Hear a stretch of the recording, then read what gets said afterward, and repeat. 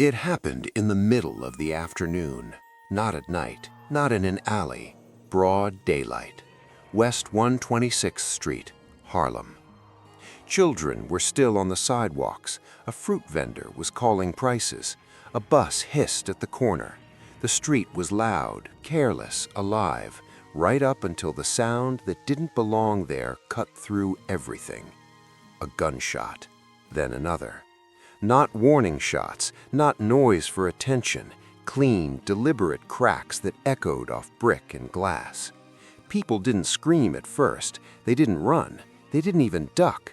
For a split second, the entire block froze, trying to understand why gunfire was happening where it wasn't supposed to. Bumpy Johnson stood in the open. No bodyguards, no cover, just a dark suit, jacket unbuttoned, caught mid-step as bullets tore past him. Glass shattered behind his shoulder. Someone gasped, a child cried out, and then even that sound stopped. The third trigger pull came with a dry click, a misfire. The silence that followed was worse than the shots, heavy, pressurized, like the street itself was holding its breath. People stared instead of fleeing, men holding shopping bags, women gripping children's hands. Nobody moved because nobody wanted to be the first to run, because everyone understood whatever happened next would be remembered by everyone who saw it. One gunman realized the plan was breaking. You could see it on his face, the sweat, the panic. This wasn't how it was supposed to go. 2 shots, maybe 3, crowd panic, disappear. Bumpy Johnson turned. Not fast, not panicked. He turned like a man who already knew what was being attempted and who it was meant for. Another shot rang out, wild this time, tearing through his sleeve instead of his chest.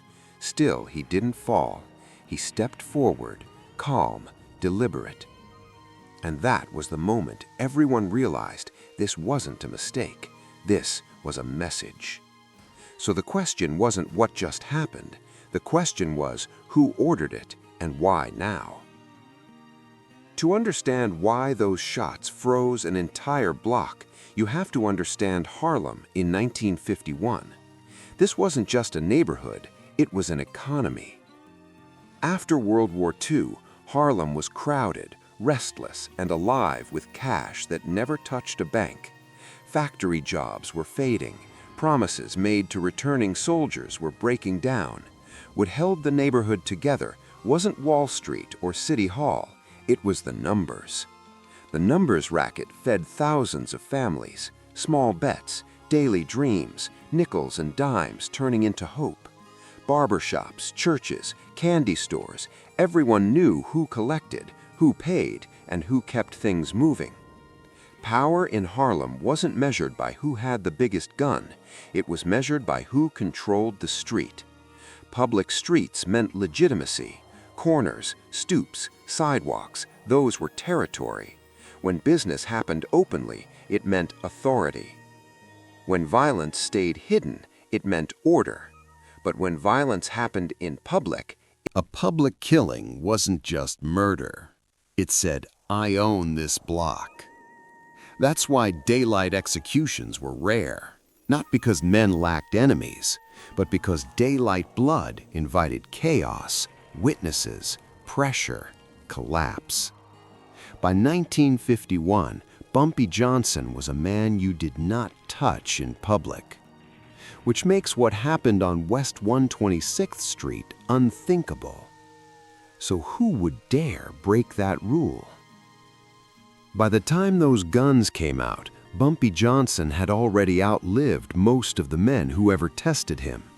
Not because he was reckless, because he was controlled.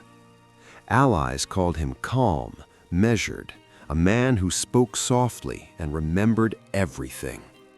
He believed chaos was weakness. He believed violence was a last resort and never for display. His rules were simple. No chaos, no public blood. That restraint made him trusted. It also made him dangerous. But enemies saw something else. They saw age, caution, silence. They whispered that the streets had changed and Bumpy hadn't, that his confidence was really comfort. Bumpy walked Harlem without protection, no entourage, no bodyguards. To some, that looked like power. To others, it looked like opportunity. Confidence can look like arrogance to the wrong people. The shooting didn't begin on the street. It began upstairs, in a quiet brownstone where meetings ended without raised voices, where coffee was poured and numbers were discussed like routine. It was safe, trusted. One man left early, not rushed, not suspicious, just early enough to matter. Minutes later, Bumpy stepped outside. For the hit to work, someone had to know that exact moment. Not a guess, not a rumor, the moment. That kind of information doesn't come from across the street. It comes from inside. Only someone inside could have known. The men who pulled those guns weren't angry. They weren't drunk. They were hired. Public hits aren't given to amateurs. Too many witnesses, too many variables. These men were promised money and disappearance.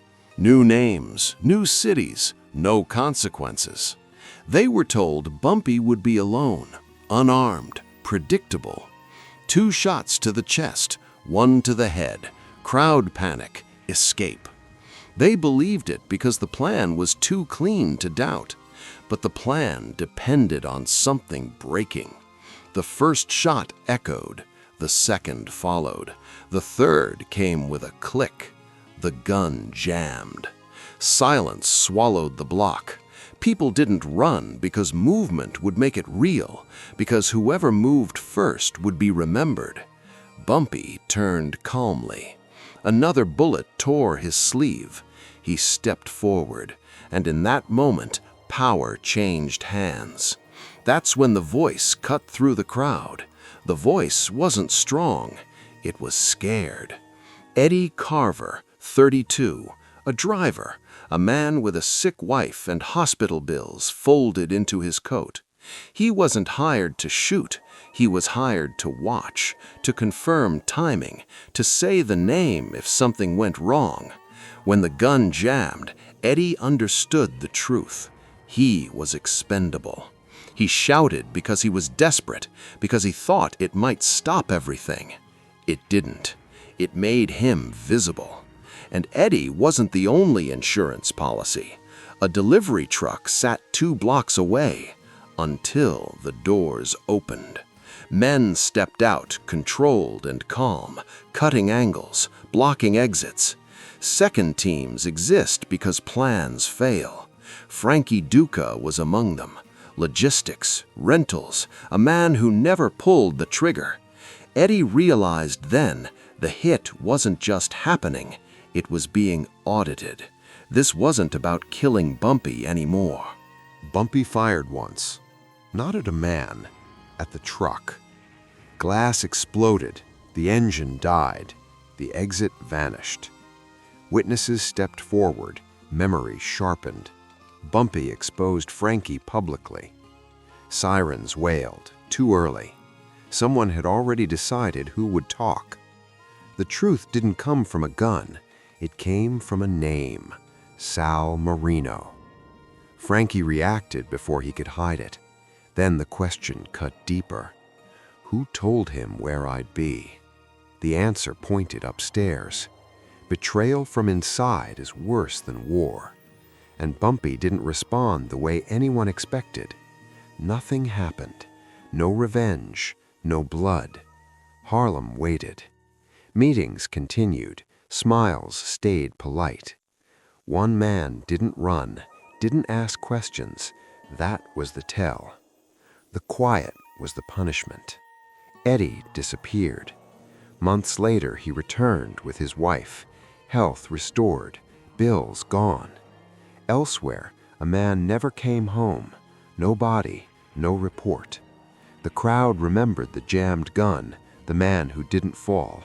But what stayed with them was the restraint. Some men die loudly, others vanish, And in Harlem, everyone knew which ending was worse.